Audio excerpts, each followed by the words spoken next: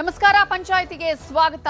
ನಾನು ನವಿತಾ ಜೈನ್. ದಿನದ ಪ್ರಮುಖ ಸುದ್ದಿಗಳ ನಿಖರ ವರದಿ, ಯಾವುದೇ ಪಕ್ಷಪಾತವಿಲ್ಲದ ನೇರ ಮಾತು, ನಿಮ್ಮನ್ನ ದಾರಿ ತಪ್ಪಿಸದ ವಿಶ್ವಾಸಾರ್ಹ ವಿಶ್ಲೇಷಣೆ.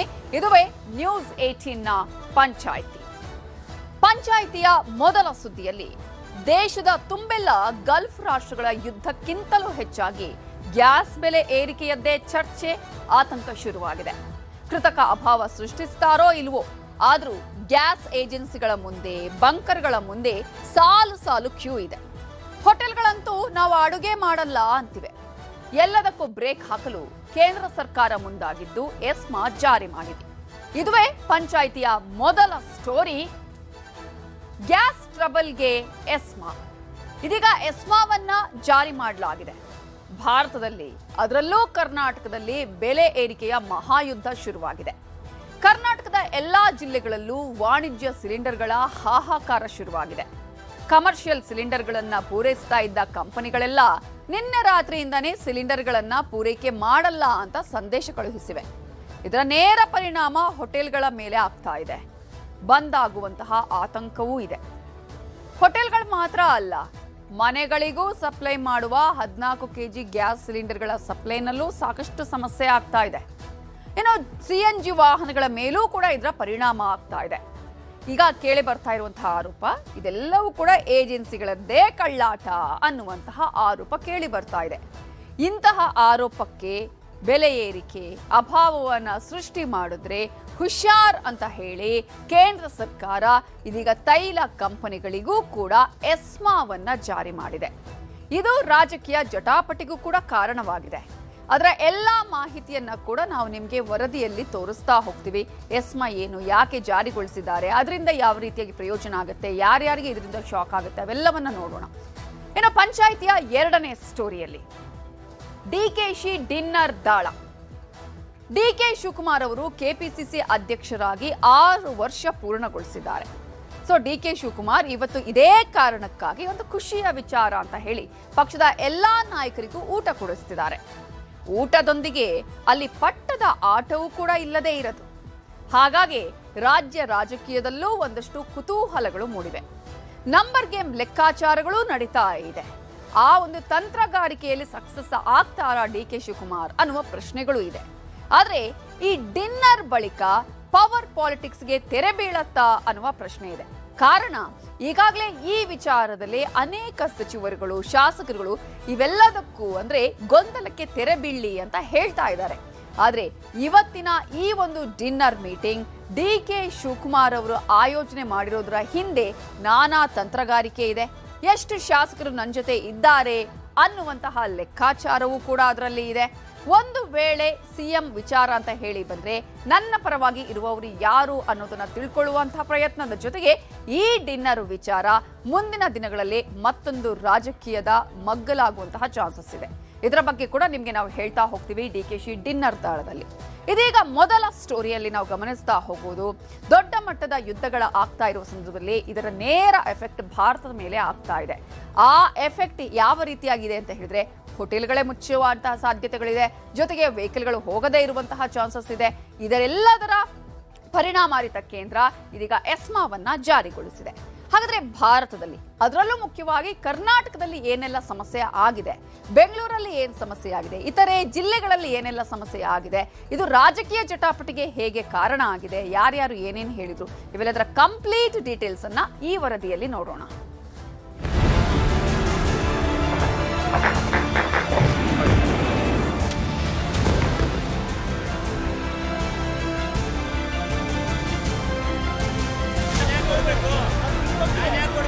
₹64 ಈ ತಿಂಗಳು 30ನೇ ತಾರೀಕು ತನಕ ತಾವು ಕೊಡಬೇಕು ಗ್ಯಾಸ್ ಅನ್ನ ಅಂತ ನಾವು ಕೇಳ್ತಾ ಇರೋದು. ಮಾಲೀಕರು ಕೂಡ PGಗಳಿಗೆ ಟೈಅಪ್ ಆಗಿ ಪದಾರ್ಥ ಕೊಡ್ತಾ ಊಟದ ವ್ಯವಸ್ಥೆ ಮಾಡ್ತಕ್ಕಂಥದ್ದು ಇದೆ.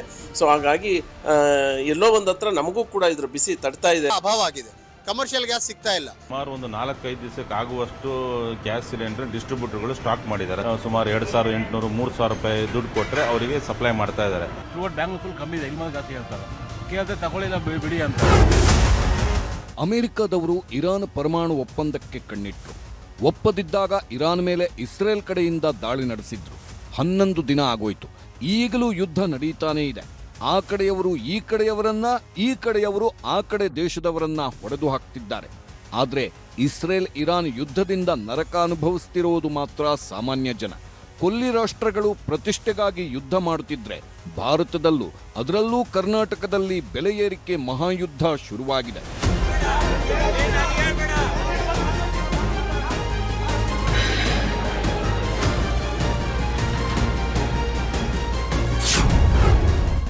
ವಾಣಿಜ್ಯ ಸಿಲಿಂಡರ್ಗಳ ಸ್ಥಗಿತಗೊಳಿಸಿದ ಕಂಪನಿಗಳು, ರಾಜ್ಯದ ಹೋಟೆಲ್ ಉದ್ಯಮವೇ ಅಲ್ಲೋಲ ಕಲ್ಲೋಲ. ಕರ್ನಾಟಕದ ಎಲ್ಲಾ ಜಿಲ್ಲೆಗಳಲ್ಲೂ ವಾಣಿಜ್ಯ ಸಿಲಿಂಡರ್ಗಳ ಹಾಹಾಕಾರ ಶುರುವಾಗಿದೆ. ಕಮರ್ಷಿಯಲ್ ಸಿಲಿಂಡರ್ಗಳನ್ನ ಪೂರೈಸುತ್ತಿದ್ದ ಕಂಪನಿಗಳೆಲ್ಲ ನಿನ್ನೆ ರಾತ್ರಿಯಿಂದಲೇ ಸಿಲಿಂಡರ್ಗಳನ್ನ ಪೂರೈಕೆ ಮಾಡಲ್ಲ ಅಂತ ಸಂದೇಶ ಕಳಿಸಿವೆ. ವಾಣಿಜ್ಯ ಬಳಕೆ ಸಿಲಿಂಡರ್ಗಳು ಸ್ಟಾಕ್ ಇರೋವರೆಗೆ ಅಡುಗೆ ರೆಡಿಯಾಗುತ್ತೆ, ಆಮೇಲೆ ಹೋಟೆಲ್ಗಳನ್ನ ಬಂದ್ ಮಾಡಬೇಕಾಗುತ್ತೆ ಅಂತ ಹೋಟೆಲ್ ಉದ್ಯಮಿಗಳೆಲ್ಲ ಗೋಳಾಡುತ್ತಿದ್ದಾರೆ. ಈಗ ನಮ್ಮಲ್ಲಿ ಸಾಮಾನ್ಯ ಇವತ್ತು ನಾಳೆ ಮಟ್ಟ ನಡಿಬಹುದು. ಮುಂದಿದ ಅವರು ಸಪ್ಲೈ ಮಾಡಿದರೆ ನಮ್ಗೆ ನಡೀತದೆ, ಇಲ್ಲಾಂದ್ರೆ ಮುಂದೆ ಕಷ್ಟ ಆಗ್ಬೋದು. ನೋಡ್ಬೇಕು, ಮತ್ತೆ ಸಪ್ಲೈ ಇಲ್ಲಾಂದ್ರೆ ಅನಿವಾರ್ಯ ಬಂದ್ ಮಾಡಲೇಬೇಕಾಗುತ್ತದೆ. ಸರ್ಕಾರ ನಮಗೆ ಅಗತ್ಯವಿರುವಂಥ ವಾಣಿಜ್ಯ ಗ್ಯಾಸ್ ಅಂದರೆ ಕಮರ್ಷಿಯಲ್ ಗ್ಯಾಸ್ ಕೊಡದೇ ಇದ್ದರೆ ಅನಿವಾರ್ಯ ಯಾವ ಹೋಟ್ಲು ರನ್ ಮಾಡಲಿಕ್ಕಾಗುವುದಿಲ್ಲ. ಇದು ಹೋಟೆಲ್ ಮಾಲೀಕರಿಗೂ ತೊಂದರೆ, ನಮ್ಮ ನೆಚ್ಚಿನ ಗ್ರಾಹಕರಿಗೂ ತೊಂದರೆ ಆಗ್ತದೆ. ಪೂರಿ, ವಡೆ, ಬಜ್ಜಿ, ಬೋಂಡಾ ತಿಂಡಿಗಳೆಲ್ಲ ಸ್ಟಾಪ್. ಇವತ್ತಿನಿಂದಲೇ ಗರಿಗರಿ ತಿಂಡಿ ನಿಲ್ಲಿಸಿದ ಹೋಟೆಲ್ಸ್. ವಾಣಿಜ್ಯ ಬಳಕೆ ಸಿಲಿಂಡರ್ಗಳ ಸಪ್ಲೈ ನಿಂತೋಗಿದ್ದೇ ತಡ. ಹೋಟೆಲ್ನವರು ಇವತ್ತಿನಿಂದಲೇ ಹೆಚ್ಚು ಗ್ಯಾಸ್ ಬಳಸಿ ತಯಾರಿಸುವ ಗರಿಗರಿ ತಿಂಡಿಗಳ ತಯಾರಿಯನ್ನೇ ನಿಲ್ಲಿಸಿದ್ದಾರೆ. ಹೋಟೆಲ್ಗಳಿಗೆ ಹೋಗಿ ವಡೆ ಕೊಡಿ, ಬಜ್ಜಿ ಕೊಡಿ, ಚೈನೀಸ್ ಐಟಂ ಕೊಡಿ, ಪೂರಿ ಕೊಡಿ ಅಂದ್ರೆ ನಾಳೆಯಿಂದ ಸಿಗಲ್ಲ. ಯಾಕಂದ್ರೆ ಯುದ್ಧದ ಪರಿಣಾಮ LPG ಗ್ಯಾಸ್ ಸಿಲಿಂಡರ್ ಸರಬರಾಜಿನಲ್ಲಿ ವ್ಯತ್ಯಾಸ ಆಗಿದೆ. ಆದ್ದರಿಂದ ನಮ್ಮ ಹೋಟೆಲ್ನಲ್ಲಿ ತಾತ್ಕಾಲಿಕವಾಗಿ ಸೀಮಿತವಾದ ತಿಂಡಿ ತಿನಿಸುಗಳು ಮಾತ್ರ ಲಭ್ಯವಿರುತ್ತೆ. ಗ್ರಾಹಕರು ಸಹಕರಿಸಬೇಕಾಗಿ ವಿನಂತಿ ಅಂತ ಈಗಾಗಲೇ ಹೋಟೆಲ್ಗಳ ಮುಂದೆ ಸೂಚನಾ ಫಲಕಗಳನ್ನು ಹಾಕಿದ್ದಾರೆ. ಇದು ಒಂದು ಹೋಟೆಲ್ನ ಕಥೆಯಲ್ಲ. ಬೆಂಗಳೂರಲ್ಲಿರೋ 45,000ಕ್ಕೂ ಹೆಚ್ಚು ಹೋಟೆಲ್ಗಳ ಪೈಕಿ ಅರ್ಧಕ್ಕರ್ಧ ಹೋಟೆಲ್ಗಳಲ್ಲಿ ಇಂಥ ಸೂಚನಾ ಫಲಕ ಹಾಕಲಾಗಿದೆ. ಬೆಳಿಗ್ಗೆ ಒಂದು ಹೋಟೆಲಲ್ಲಿ ಗ್ಯಾಸ್ ಹಚ್ಚಿದ ನಂತರನೇ ನಮ್ದು ಪ್ರಾರಂಭ ಆಗೋದು. ಈ ಗ್ಯಾಸೇ ಇಲ್ಲ ಅಂದ್ರೆ ನಾವು ಹೋಟೆಲ್ ರನ್ ಮಾಡೋದು ಹೇಗೆ? ಹಸಿರು ತರಕಾರಿ ಸರ್ಕಾರ ಪಾರ್ಲಿಮೆಂಟ್ ನಡೀತಾ ಇದೆ, ಮೀಟಿಂಗ್ ಕರೆದಿದ್ದೀವಿ ಅಂತ ಹೇಳ್ತಾ ಇದ್ದಾರೆ. ಅಲ್ಲೇನಾದ್ರೂ ಅನುಮತಿ ಕೊಟ್ರೆ ಅದು ಫಿಲ್ಲಿಂಗ್ ಸ್ಟಾರ್ಟ್ ಆಗುತ್ತೆ, ಆವಾಗ ಸ್ವಲ್ಪ ಸಿಗ್ಬೋದು ಅಂತ ಒಂದು ಇದಿದೆ, ಆಶಾಭಾವನೆ ಇದೆ. ಇಲ್ಲ ಅಂದ್ರೆ ನಾಳೆಯಿಂದ ಬಂದ್ ಆಗೋ ಚಾನ್ಸಸ್ ಜಾಸ್ತಿ ಇದೆ. ಗೃಹ ಬಳಕೆ ಸಿಲಿಂಡರ್ ಕೊರತೆ ಇಲ್ಲ ಅಂತಿದೆ ಕೇಂದ್ರ. ಆದ್ರೂ ಮನೆಗಳಿಗೂ ಸಪ್ಲೈ ಆಗ್ತಿಲ್ಲ ಅಡುಗೆ ಸಿಲಿಂಡರ್. ಹೋಟೆಲ್ಗಳಿಗಷ್ಟೇ ಅಲ್ಲ, ಮನೆಗಳಿಗೆ ಸಪ್ಲೈ ಮಾಡುವ 14 kg ಗ್ಯಾಸ್ ಸಿಲಿಂಡರ್ಗಳ ಸಪ್ಲೈನಲ್ಲೂ ಸಾಕಷ್ಟು ಸಮಸ್ಯೆ ಆಗಿದೆ. ಯಾಕಂದ್ರೆ ಗ್ಯಾಸ್ ಬುಕ್ ಮಾಡಿ 2, 3, 4, 5 ದಿನಗಳಾದ್ರೂ ಎಷ್ಟೋ ಕಡೆ ಸಿಲಿಂಡರ್ಗಳನ್ನೇ ಸಪ್ಲೈ ಮಾಡುತ್ತಿಲ್ಲ. ತಲೆ ಕೆಡಿಸ್ಕೊಂಡ ಜನ ಸೀದಾ ಗ್ಯಾಸ್ ಏಜೆನ್ಸಿಗಳಿಗೆ ಲಗ್ಗೆ ಹಾಕ್ತಿದ್ದಾರೆ. ಗ್ಯಾಸ್ ಏಜೆನ್ಸಿಯವರು ಸರ್ವರ್ ಡೌನ್ ಆಗಿದೆ, ಬುಕ್ಕಿಂಗ್ ಸಿಕ್ಕಾಪಟ್ಟೆ ಜಾಸ್ತಿ ಆಗಿದೆ, ಸಿಲಿಂಡರ್ ಸ್ಟಾಕ್ ಕಡಿಮೆ ಇದೆ, ನಾಳೆ ಕಳಿಸ್ತೀವಿ, ನಾಡಿದ್ದು ಕಳಿಸ್ತೀವಿ ಅಂತ ಕಥೆ ಕಟ್ತಿದ್ದಾರೆ. ನಾನು 6ನೇ ತಾರೀಕಿಗೆ ಸಿಲಿಂಡರ್ ಹಚ್ಚಿದ್ದೀನಿ.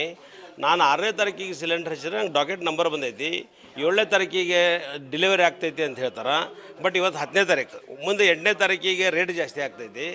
ಬಟ್ ಇವತ್ತಿಗೂ ನಂದು ಡೆಲಿವರಿ ಆಗಿಲ್ಲ. ಅಂದರೆ ಅವ್ರಿಗೆ ಮೊದಲೇ ಗೊತ್ತು ರೇಟ್ ಎಲ್ಲ ಜಾಸ್ತಿ ಆಗುತ್ತೆ. ಇವನ್ನೆಲ್ಲ ಇಂಥವನ್ನ ಈ ಹಚ್ಚಿದ ನಂಬರ್ಗಳನ್ನು ಕೂಡ ಅವ್ನು ತೊಗೊಂಡು ಸ್ಟಾಕ್ ಇಟ್ಕೊಂಡು ನಾಳೆ ಅವನ್ನ ಜಾಸ್ತಿ ರೇಟಿಗೆ ಮಾರ್ಕೊಳ್ಳೋದು.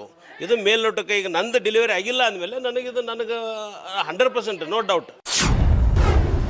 ಪಿಜಿಗಳಿಗೂ ಶುರುವಾಯಿತು ಗ್ಯಾಸ್ ಟ್ರಬಲ್. ಬೆಂಗಳೂರಲ್ಲಿ 12ರಿಂದ 18,000 ಪಿಜಿಗಳಿವೆ.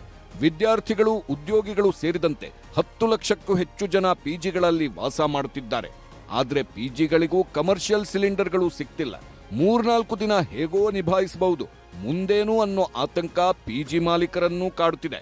ಸಂಜೆಯಿಂದ ಇದರ ಸ್ವಲ್ಪ ಬಿಸಿ ತಟ್ಟಲು ಆರಂಭಿಸಿದೆ. ಯಾಕಂದರೆ ಎಷ್ಟೋ ಕಡೆ ಹೋಟೆಲ್ ಮಾಲೀಕರು ಕೂಡ ಪಿಜಿಗಳಿಗೆ ಟೈಅಪ್ ಆಗಿ ಪದಾರ್ಥ ಊಟದ ವ್ಯವಸ್ಥೆ ಮಾಡ್ತಕ್ಕಂಥದ್ದು ಇದೆ.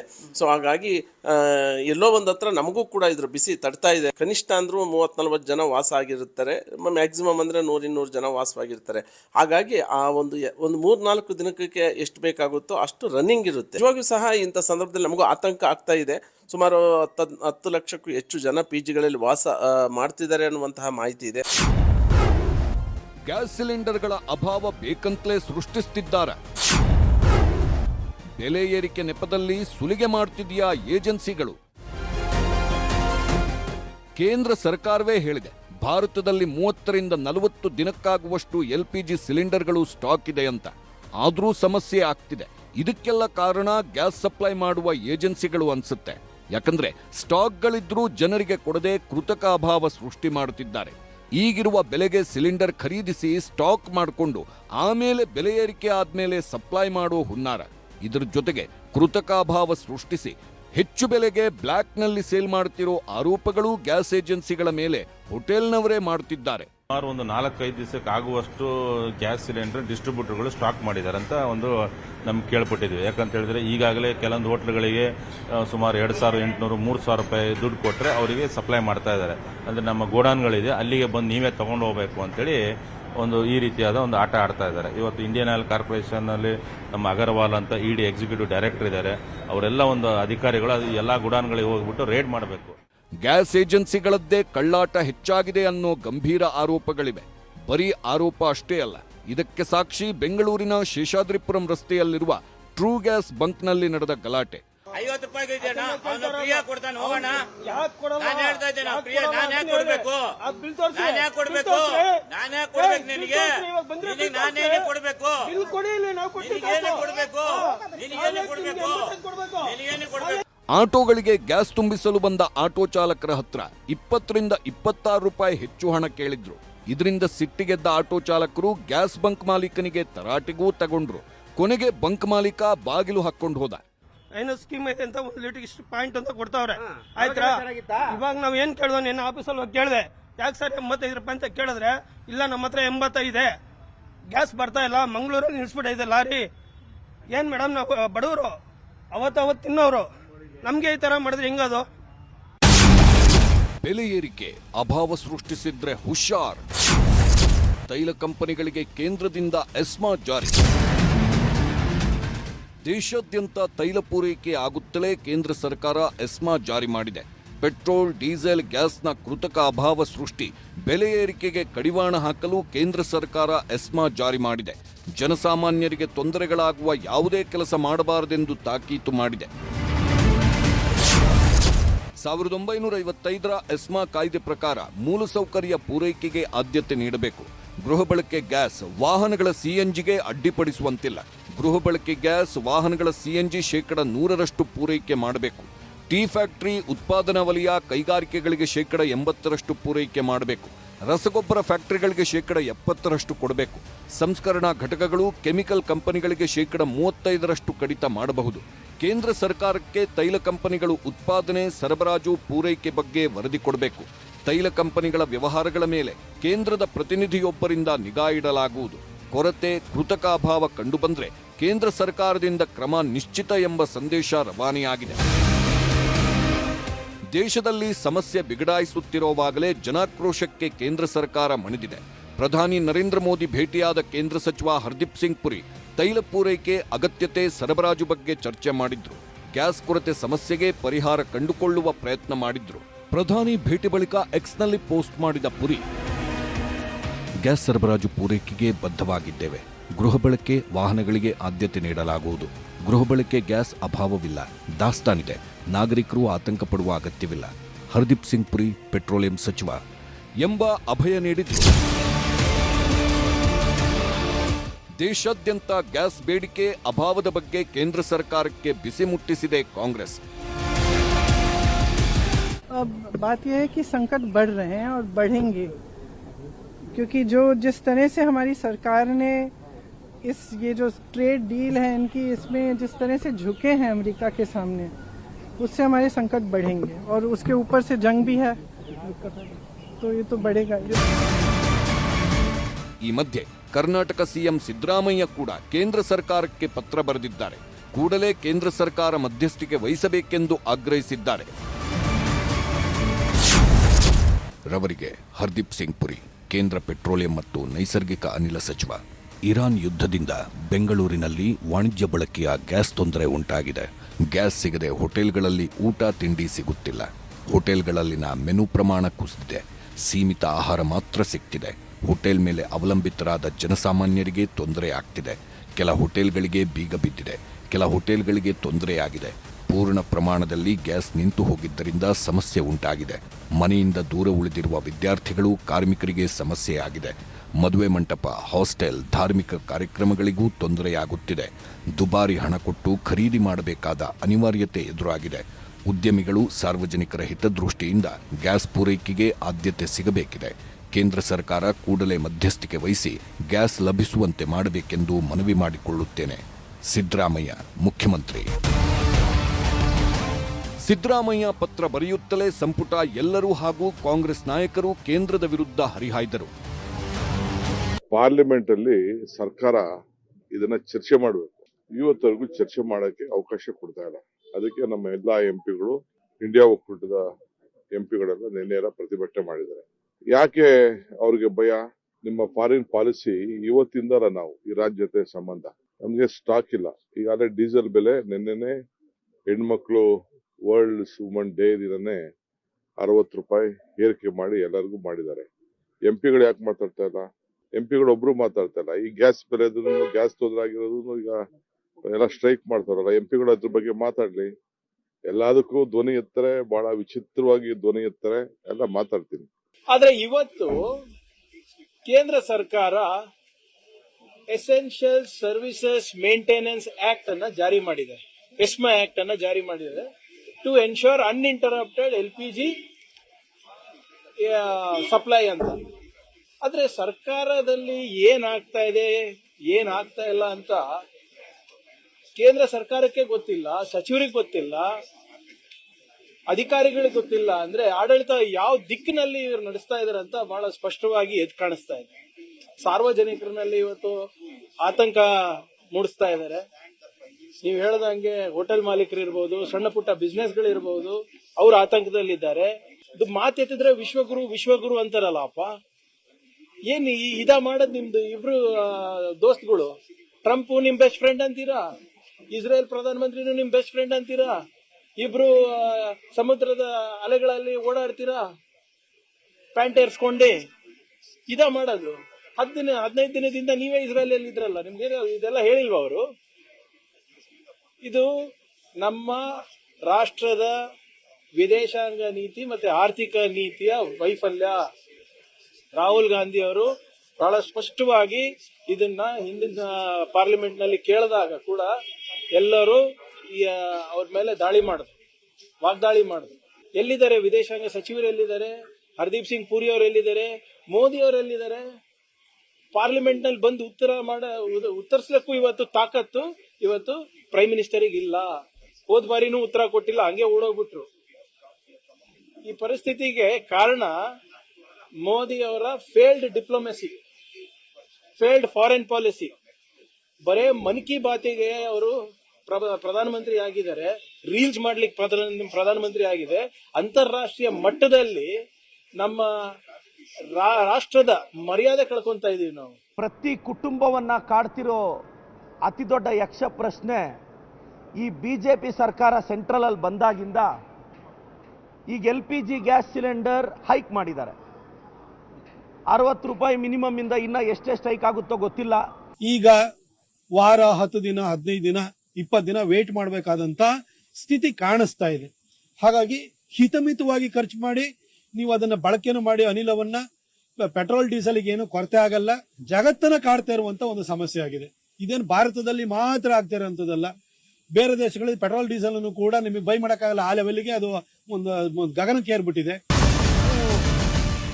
ಯುದ್ಧ ಹೀಗೆ ಮುಂದುವರೆದರೆ ಮುಂದೆ ಗ್ಯಾಸ್ ಅಷ್ಟೇ ಅಲ್ಲ, ಪೆಟ್ರೋಲ್ ಡೀಸೆಲ್ಗೂ ಅಭಾವ ಎದುರಾಗಲಿದೆ. ಹೀಗಾಗಿ ಶೀಘ್ರವೇ ತುರ್ತು ಕಾರ್ಯಗಳು ಆಗಬೇಕಿದೆ. ರಾಜಕೀಯ ಇಚ್ಛಾಶಕ್ತಿಯನ್ನು ಮೀರಿದ ಕೆಲಸಗಳು ಆಗಲೇಬೇಕಾದ ಅನಿವಾರ್ಯತೆಗಳು ಇದೀಗ ಆಳೋರ ಮುಂದಿವೆ. Bureau report, news 18.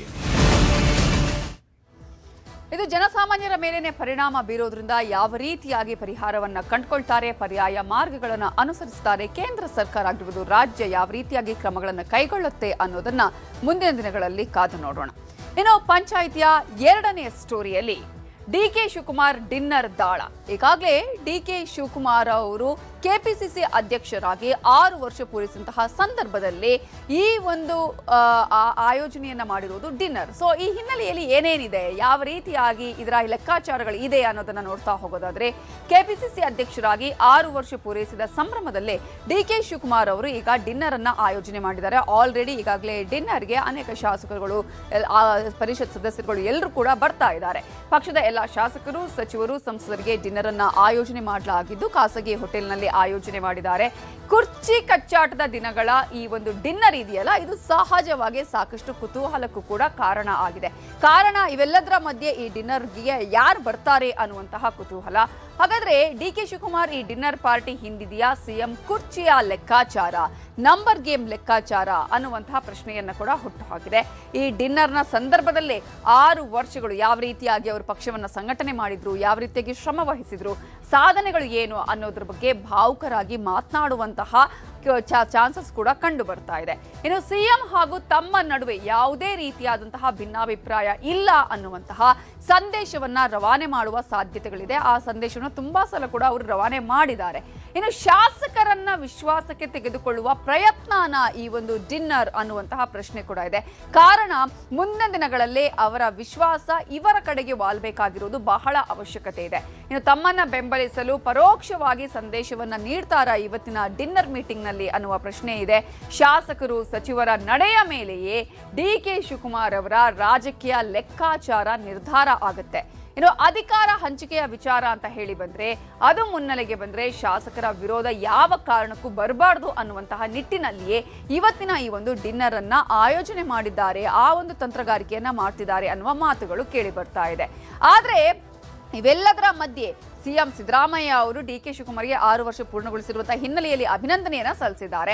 ಇದು ಸಾಕಷ್ಟು ಕುತೂಹಲಕ್ಕೆ ಕಾರಣ ಆಗಿದೆ. ಕೆಪಿಸಿಸಿ ಅಧ್ಯಕ್ಷರಾಗಿ 6 ವರ್ಷ ಪೂರೈಸಿರುವ ಡಿಕೆ ಶಿವಕುಮಾರ್ಗೆ ಅಭಿನಂದನೆಗಳು ಅಂತ ಹೇಳಿ ಸಿದ್ದರಾಮಯ್ಯ ಅವರು ಈಗಾಗಲೇ ಟ್ವೀಟ್ ಅನ್ನ ಮಾಡಿದ್ದಾರೆ. ಡಿಕೆ ಸಂಘಟನಾ ಚಾತುರ್ಯ, ಸೈದ್ಧಾಂತಿಕ ಬದ್ಧತೆ ಮತ್ತು ಕಠಿಣ ಶ್ರಮ ಯುವ ನಾಯಕರಿಗೆ ಮಾದರಿಯಾಗಿರುವಂತದ್ದು. ಈ ಹಿನ್ನೆಲೆಯಲ್ಲಿ ಬಿಜೆಪಿ ಸುಳ್ಳು ಕೇಸ್ ಹಾಕಿ ಕಿರುಕುಳ ಕೊಟ್ಟರೂ ಕೂಡ ಮಣಿಯದೆ ಪಕ್ಷನಿಷ್ಠರಾಗಿ ಉಳಿದಿದ್ದಾರೆ ಡಿಕೆ ಶಿವಕುಮಾರ್ ಅವರು. ಕಾಂಗ್ರೆಸ್ ಬಗ್ಗೆ ಅವರಲ್ಲಿರುವ ರಾಜಿ ಇಲ್ಲದ ನಿಷ್ಠೆಗೆ ಸಾಕ್ಷಿಯಾಗಿದೆ ಅಂತ ಹೇಳಿದ್ದಾರೆ. ಕಾಂಗ್ರೆಸ್ ಪಕ್ಷದ ಲಕ್ಷಾಂತರ ಕಾರ್ಯಕರ್ತರಿಗೆ ಸ್ಫೂರ್ತಿದಾಯಕ ನಡವಳಿಕೆ ಡಿಕೆ ಶಿವಕುಮಾರ್ ಅವರದ್ದು ಅಂತ ಹೇಳ್ತಾನೆ ಸಿದ್ದರಾಮಯ್ಯ ಅವರು ಅಭಿನಂದನೆಯನ್ನ ಸಲ್ಲಿಸಿದ್ದಾರೆ. ಕೋಮುವಾದಿ ಶಕ್ತಿಗಳನ್ನ ಸೋಲಿಸಿ ಕಾಂಗ್ರೆಸ್ ಅಧಿಕಾರಕ್ಕೆ ತರಲು ಹಗಲಿರುಳು ದುಡಿದಿದ್ದಾರೆ ಡಿಕೆ ಶಿವಕುಮಾರ್. ರಾಜ್ಯವನ್ನ ಸರ್ವ ಜನಾಂಗದ ಶಾಂತಿಯ ತೋಟವಾಗಿ ಮತ್ತೆ ಕಟ್ಟುವಲ್ಲಿ ನನ್ನ ಹೆಗಲಿಗೆ ಹೆಗಲಾಗಿ ನಿಂತಿದ್ದಾರೆ ಅಂತ ಹೇಳ್ತಾನೆ.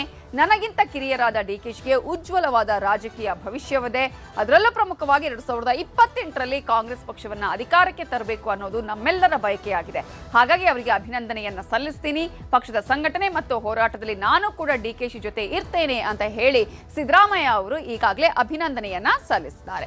ಇನ್ನು ಡಿಕೆ ಟೀಮ್ನ ಸ್ಟ್ರಾಟಜಿ ಅಂತ ನೋಡೋದಾದ್ರೆ, ಪಕ್ಷ ನಿಷ್ಠೆ, ಕೆಪಿಸಿಸಿ ಅಧ್ಯಕ್ಷ ಸ್ಥಾನದ ಆಧಾರದ ಮೇಲೆ ಸಿಎಂ ಪಟ್ಟಕ್ಕೆ ಡಿಕೆ ಲಾಬಿ ಮಾಡ್ತಾ ಇರುವುದು, ಖರ್ಗೆ ಮೂಲಕವೇ ಹೈಕಮಾಂಡ್ ಮೇಲೆ ಒತ್ತಡ ಹೇರುವ ತಂತ್ರವನ್ನ ಕೂಡ ಈ ಟೀಮ್ ಸ್ಟ್ರಾಟಜಿ ಮಾಡ್ತಿದೆ.